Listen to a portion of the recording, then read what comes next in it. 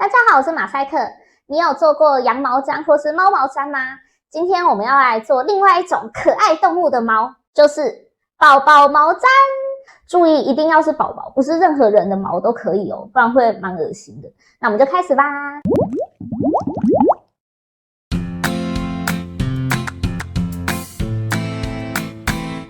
需要的材料如下：戳针一个，保护手不要被戳伤的保护套一个，剪刀一把，还需要做宝宝毛毡最重要的本体——宝宝头毛。我们现在去收集吧。嘿嘿，嘿嘿，发生什么事啦？发生什么事啦？剪头发啦！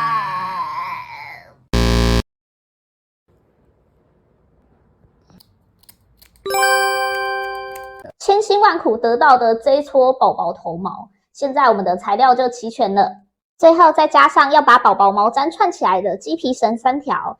为了配合宝宝的头发颜色，我选择了2条白色跟1条灰色，去搭配黑色的宝宝毛毡。那我们就开始吧。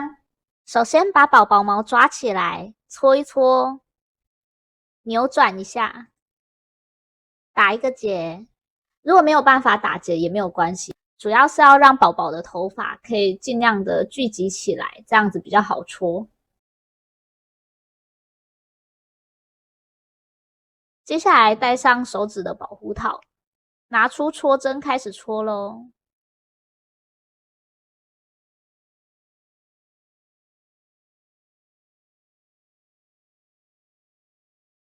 像这样搓了一阵子之后，它会变成一团纠结的头发，有点像是豆豆龙里面的黑炭球。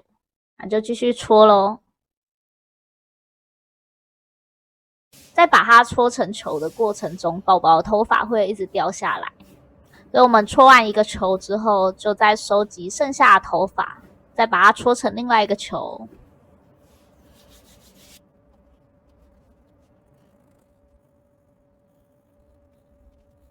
搓好了，再把这小坨头发加进已经形成的毛球里，继续搓。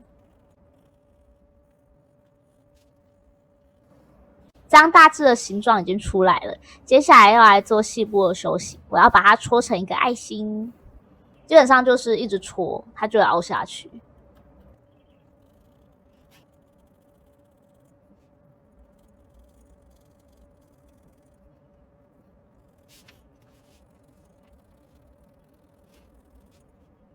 这样就搓出了一个爱心。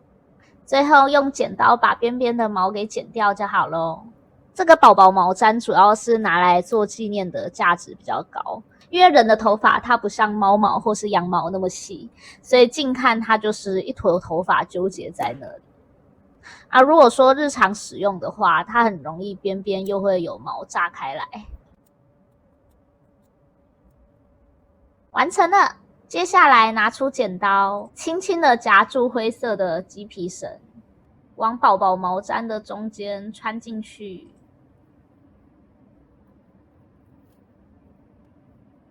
打2个结，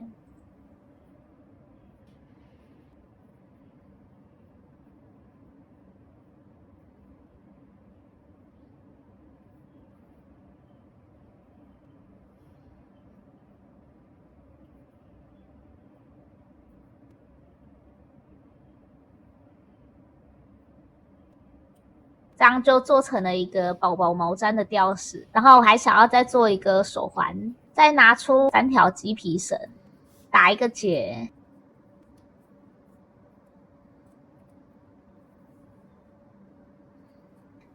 开始编辫子咯。差不多编到想要的长度之后，把宝宝毛毡的吊饰穿进去，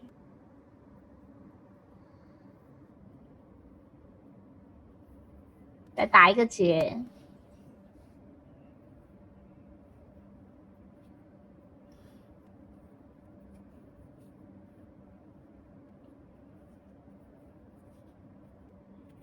这样就完成了。